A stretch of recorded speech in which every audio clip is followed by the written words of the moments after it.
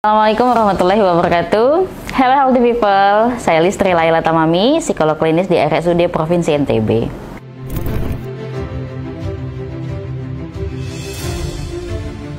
Ya, stres juga kekecewaan itu pasti karena ada harapan. Selain daripada itu juga kelelahan secara fisik, mental, bahkan juga pengorbanan secara finansial membuat para kandidat ataupun pendukung fanatik dan juga tim ses kandidat itu telah mengeluarkan banyak energi, dan hal itu yang bisa membuat kekecewaan serta rentan secara psikologis apabila pada akhirnya mereka kalah atau tidak terpilih.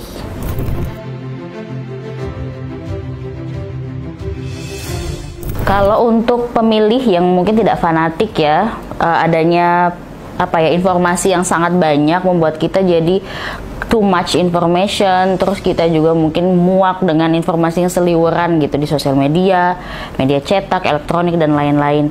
Tapi untuk pendukung fanatik sendiri gitu ya, atau mungkin kandidat itu sendiri, dia harus sacrifice a lot karena mengeluarkan tenaga, materi supaya bisa memenangkan pemilihan gitu, dan itu yang membuat kelelahan secara fisik, mental, terus juga mempengaruhi produktivitas, bahkan mungkin kerugian secara finansial, dan itu bisa berdampak pada gejala-gejala psikologis seperti adanya trauma mungkin, terus juga gejala-gejala depresi seperti penurunan harga diri, putus asa, kekecewaan, dan juga gangguan cemas. Apabila sampai kerugiannya itu finansial, bagaimana melanjutkan kehidupan selanjutnya dengan sisa tabungan yang tinggal sedikit misalnya, atau banyak utang demi bisa memenangkan pemilihan.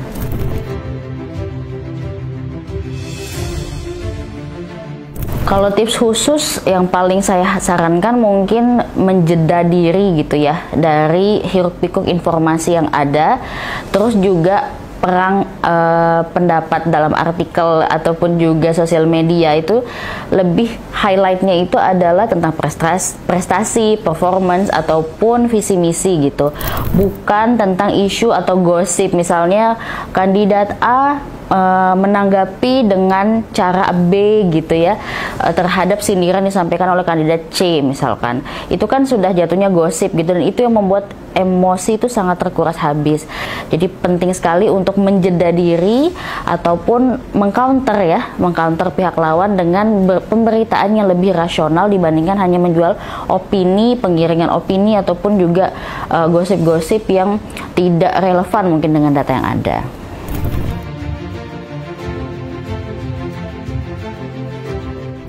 Nah, perlu diingat bahwa baik pemilih biasa, maksudnya bukan tim ses gitu ya, ataupun tim ses dari kandidat itu pasti mengalami gangguan mental tertentu ke arah gejala-gejala tertentu apabila terpapar terlalu banyak informasi, apalagi sampai ada pemutusan hubungan baik antara keluarga ataupun juga pertemanan karena perbedaan pendapat terhadap pilihan kandidat. Nah, hal tersebut juga bisa mengarah kepada yang saya katakan tadi, kelelahan secara fisik, mental, rasa muak, stres, bahkan cemas.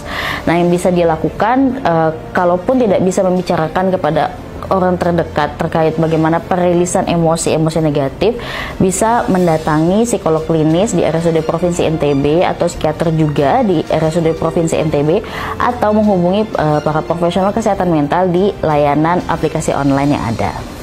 Demikian informasi terkait dengan kesehatan mental di era pemilu yang saya sampaikan. Perlu diingat bahwa kesehatan mental itu sangat penting dan tapi juga rentan di waktu yang bersamaan. Perlunya kita memfilter banyak informasi, utamakan apapun berdasarkan logik dan rasional dibandingkan gosip semata, maka akan membuat kita lebih sehat secara mental.